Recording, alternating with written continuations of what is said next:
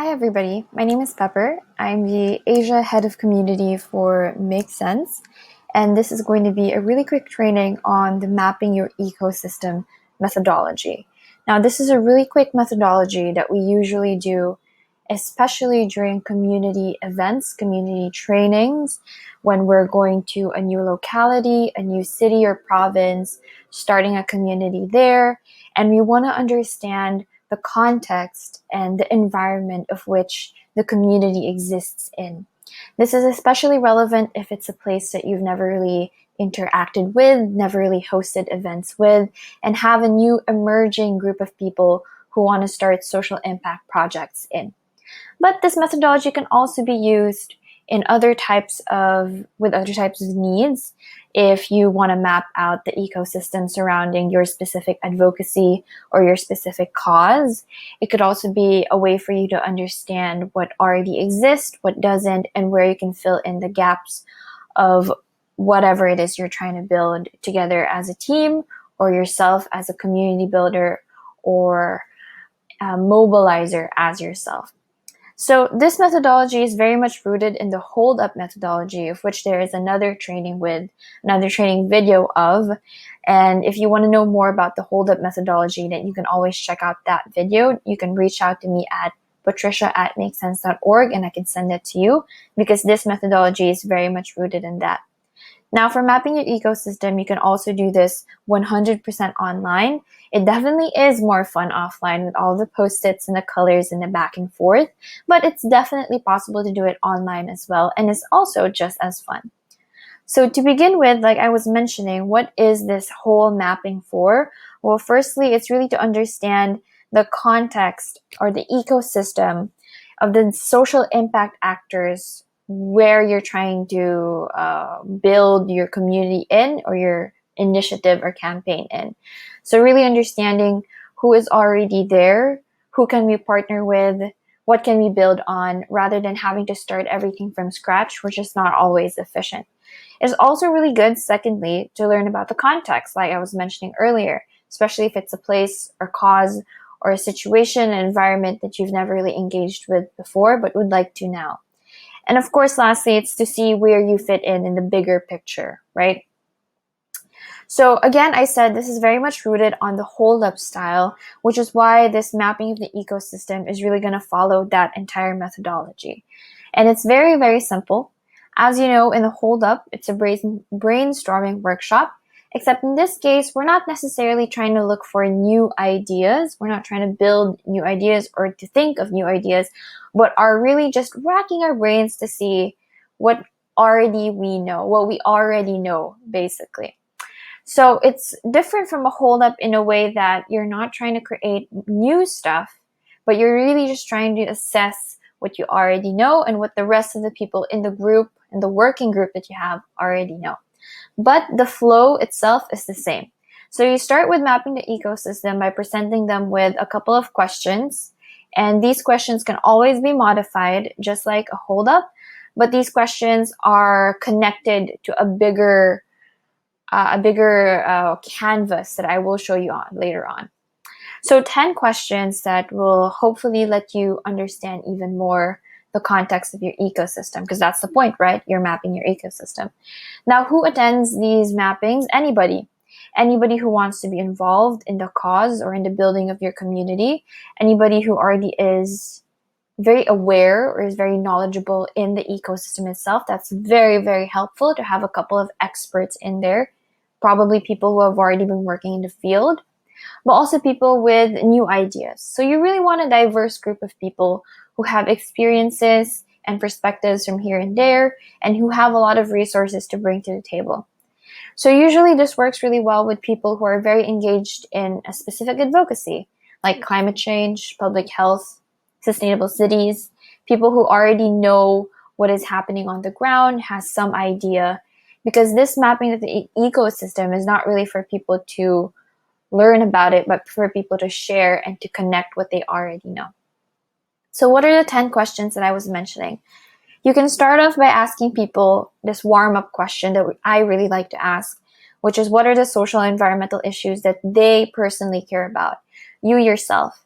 if this mapping is very much focused on one specific advocacy, then you can always modify this to say, what about this cause do you care most about? Or what was the reason that you became passionate about this advocacy?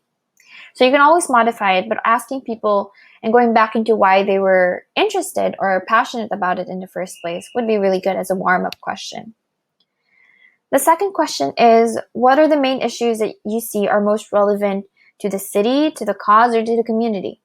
This works really well, for example, for cities. Say it's a city in the Philippines that doesn't have a Makesense community, and you're going there for the first time. You don't really know what the main issues are. And so the people that you want to invite for this mapping the ecosystem are obviously people who are already active in the social impact ecosystem in that city, right? So in that, you get more understanding of what are the different causes that they care about. Now, again, it can always be modified. If it's a cause that you want to talk about and you want to map out, then you can always ask, what are the different issues that are the sub-issues underneath this bigger challenge? If you talk about plastic waste, for example, that is a huge umbrella topic that has so many sub-themes in it. Is it going to be about, refilling stations? Is it going to be about recycling or stopping it at its root? A lot of different sub-issues, and these are things you can ask the people involved. Now, if you're not familiar with a holdup, I guess you're wondering, what do we do with the answers, right? And where do we even have them? So with these, and usually also in a holdup, what you want to do is prepare a brainstorming platform beforehand. So whether that's Google Jamboard, if that's something you're not familiar with, it's a 100% free platform, just like Google Slides and Sheets, just like what I'm using right now, where people can brainstorm and use Post-its, but it's 100% online. I encourage you to be familiar with it. If you would like to not use that platform, you can always use Mural, which is a similar platform, although a different UX, different UI, interface itself, but the same. Purpose is really to do online brainstormings and to have digital Post-its.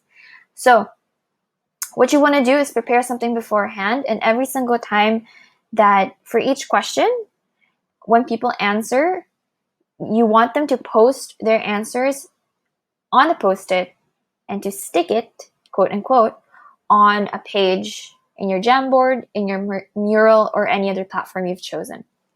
So you're going to prepare 10 different pages, 10 different sheets maybe, because you have 10 questions, and per sheet, everybody's going to post in all of their answers in that one sheet. Again, if this is something you need more clarity on, I invite you to really watch the hold-up methodology training. But if this is something familiar to you already, then of course, this is now really something simple for you.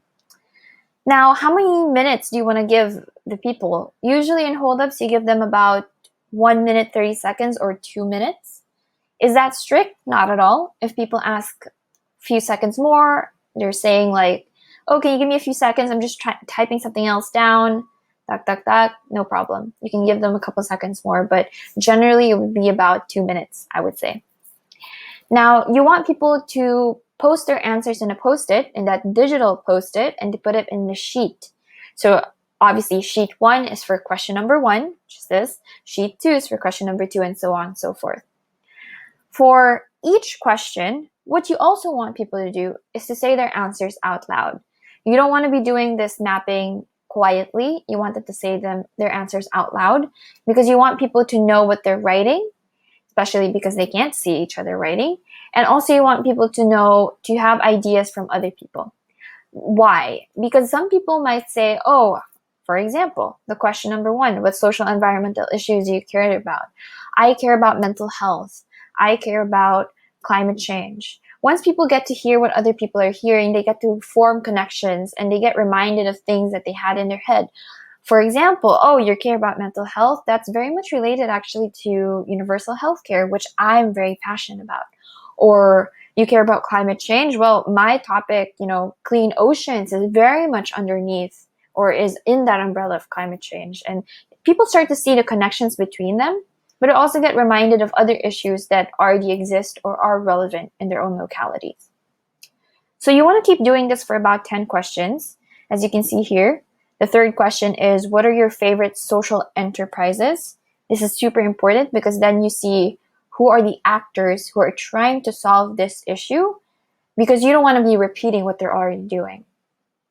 Another question, number 4, is what online groups in your city, cause, community can they think of that can be potentially used for spreading positive impact? So wherever that online community may exist, whether it's a website, a meetup page, a Facebook group.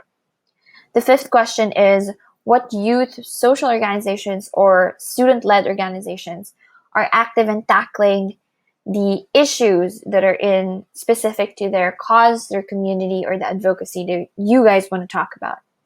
The 6th question is asking about the fifth is in 2 parts. The first is youth-led organizations, and then the second is universities, colleges, or schools. This is very much tied into each other. So sometimes people would answer together, but this is both question number 5. Question number 6 is NGOs. You're first asking about social enterprises, then youth-led organizations or school organizations, and now we're asking about NGOs. 7th is about co-working spaces, physical spaces that may exist already.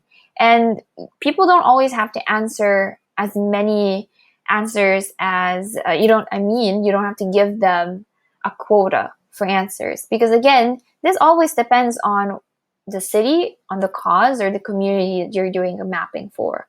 So for example, if they say we actually only have one co-working space that is tackling this issue or that is for this community, then maybe that's the gap that you guys need to fill.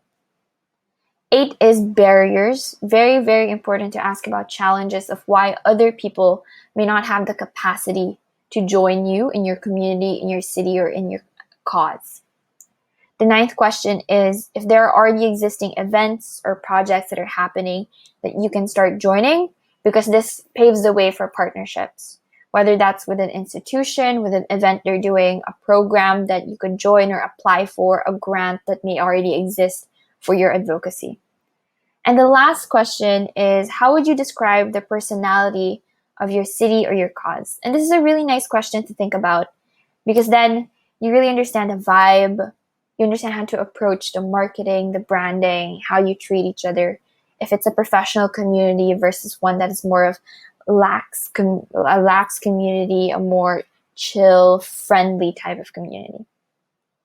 There is a last question that I add in all the time, which I do like. You are always free to remove it, but I do like asking this question, which is, if you become the top public official for your city, what is the first issue you would work on, and how will you start tackling it? It's similar to that crazy questions we always ask in holdups, like, if you had $1 million, what would you spend it on? If you could do this, what would you first do? And this is a variation of that. And this is really nice to think about, because then you go back again to where you started, which is your personal perspective of what is the most urgent issue that you can tackle right now. So I told you guys that in the end, you're going to be putting this all in a board or in a canvas, and this is what it looks like. So you can always copy this into a Google slide, or you can also just create this, recreate it, style it your way. But this is usually what I see it, how I see it working well. And the first column is open resources, second column is closed resources, and the third column is about the context. So all of the answers in the post-its, you're eventually going to put them all here, where open resources has the inspiration and action. Inspiration meaning open events, online platforms. Remember, this was a couple of questions ago asking about what already exists, what are platforms you could already be part of. And then action is about what is the interest of the group and what are some ideas and how we can already start with taking action. These are open resources that you can use in the ecosystem. Meanwhile, closed resources, again, are other existing organizations that you aren't necessarily as open for you guys, but are there to work with and are very relevant to know. So these include youth-led organizations, incubators, accelerators, universities, schools, NGOs, and aid groups. And then lastly, of course, there's a context, which again is very relevant.